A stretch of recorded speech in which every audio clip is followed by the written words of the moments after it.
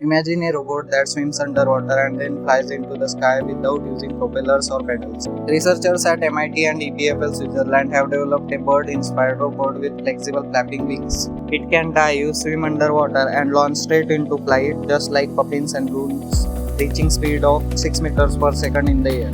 This breakthrough could help scientists to explore oceans, monitor marine life, and collect data in places that are too dangerous for traditional vehicles.